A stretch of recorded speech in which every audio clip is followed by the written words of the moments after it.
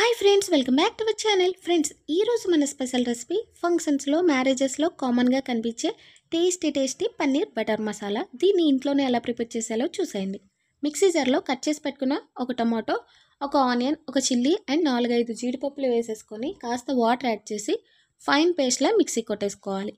ఇప్పుడు నేనైతే పన్నీర్ని ఈ సైజులో కట్ చేసి పెట్టుకున్నాను. మీకు నచ్చిన సైజులో కట్ చేసేసుకొని స్టవ్ పైన ప్యాన్ పెట్టేసి 2 to 3 స్పూన్స్ వరకు ఆయిల్ యాడ్ చేసేసుకొని కట్ చేసి పెట్టుకున్న పన్నీర్ను కూడా యాడ్ చేసి మనం 2 to 3 మినిట్స్ పాటు లో ఫ్లేమ్లో కాస్త ఫ్రై అవనిస్తే మనకి టేస్ట్ అనేది బాగుంటుంది, పచ్చివాసన లేకుండా. ఎక్కువైతే ఫ్రై చేయకండి.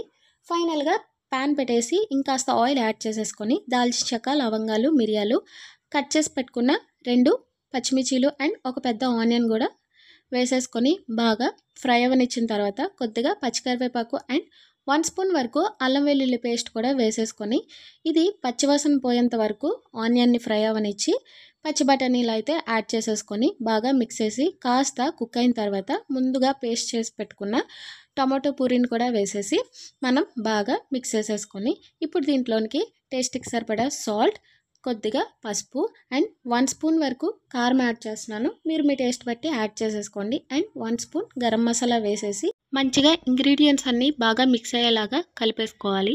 అండ్ దీంట్లోనికి మనకి ఎంత క్వాంటిటీ కావాలంటే అంత క్వాంటిటీ వాటర్ యాడ్ చేసేసుకొని బఠానీలన్నీ బాగా కుక్ అవనిచ్చిన తర్వాత ముందుగా ఫ్రై చేసి పెట్టుకున్న పన్నీర్ని కూడా యాడ్ చేసి మనం 2 to 5 మినిట్స్ పాటు కుక్ అవనిస్తే మనకి మ్యాక్సిమం కర్రీ అయితే కుక్ అయిపోతుందండి.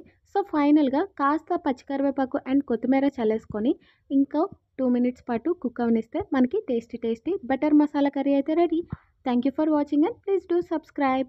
మీకు నచ్చినట్లయితే ప్లీజ్ కామెంట్.